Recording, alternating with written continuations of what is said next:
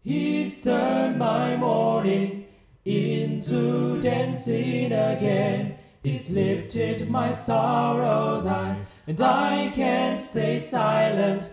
I must sing, for His joy has come. Semesta bernyanyi, puji Tuhan karena kasih-Nya.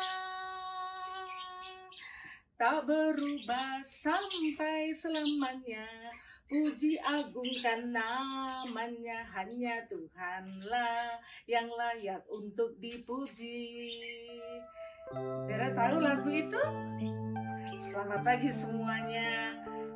Dara dikasih Tuhan, lagu itu sangat berhubungan dengan tema kita hari ini. Mari kita baca dulu. Filipi pasal 4 ayat 8 dan 9, dilanjutkan Roma pasal 11 ayat 36. Ayat hafalannya Filipi yang pasal 4 ayat 9 ya.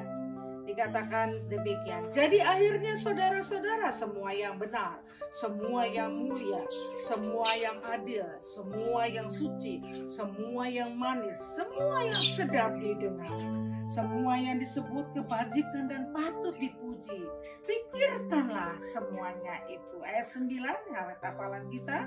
Dan apa yang telah kamu pelajari, dan apa yang telah kamu terima, dan apa yang telah kamu dengar, dan apa yang telah kamu lihat padaku, lakukanlah itu. Maka Allah sumber damai sejahtera akan menyertai kamu.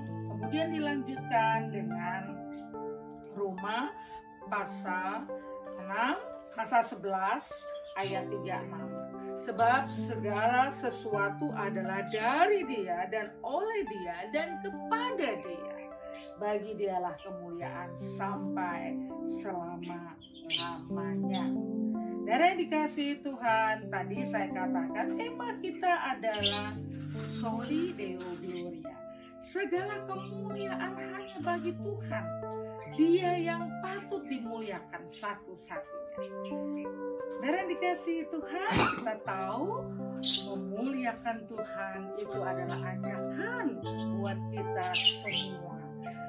Soli Deo Gloria itu diucapkan pada abad yang ke-16 pertama kalinya, yaitu untuk menyatakan segala hormat kemuliaan. Tadi tokoh reformis yang menunjukkan, menyatakan bahwa kemuliaan satu-satunya hanya untuk Tuhan. Dan kita diajak untuk memuliakan Tuhan, tapi nggak sembarang orang diajak ya. Yaitu mereka yang di dalam Filipi 4 ayat 8 dan 9 dikatakan mereka yang menjaga pikirannya. Tadi dikatakan apa saudara? Bahwa semua yang adil, semua yang suci, semua yang sedap didengar, semua yang disebut kebajikan, pikirkanlah itu. Jadi orang yang diajak, yang bisa memuliakan Tuhan adalah yang pikirannya terjaga dengan segala yang baik, yang mulia, yang manis ya, yang disebut kebajikan. Dan jangan ada sesuatu di dalam ruang pikiran itu yang kotor.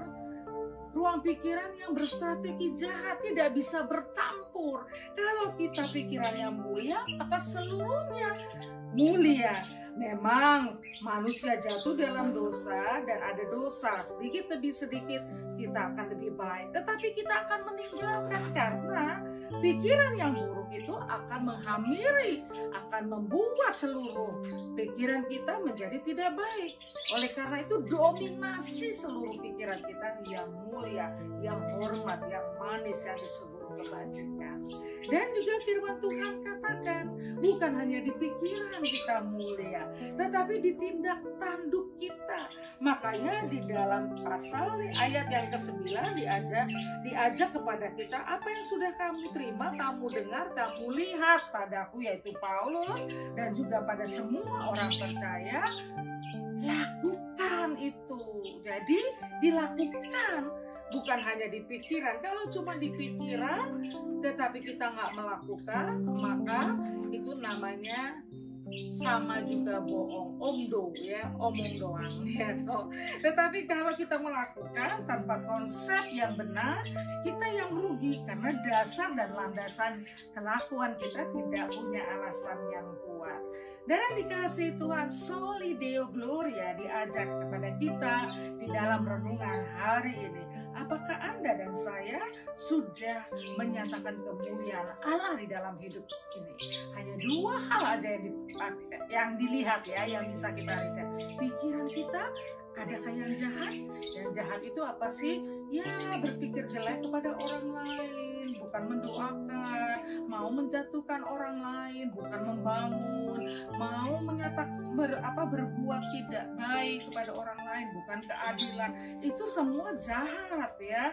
Tetapi yang baik yang harus kita lakukan. Supaya apa? Supaya Tuhan dimuliakan. Kalau saudara lihat, burung-burung aja memuji Tuhan.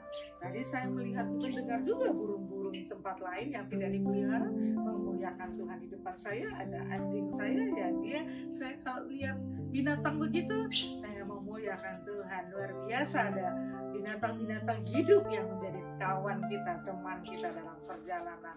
Biarlah Tuhan menolong kita untuk recheck ya hari ini pikiran kita dan kelakuan kita. Tuhan menolong kita semua termasuk saya. Mari kita berdoa. Terima kasih Tuhan, karena Soli Deo Gloria itulah yang kami hadirkan di dalam hidup kami, pelayanan kami, rumah tangga kami, pekerjaan kami, pergaulan kami. Terpujilah Engkau, Soli Deo Gloria. Amin.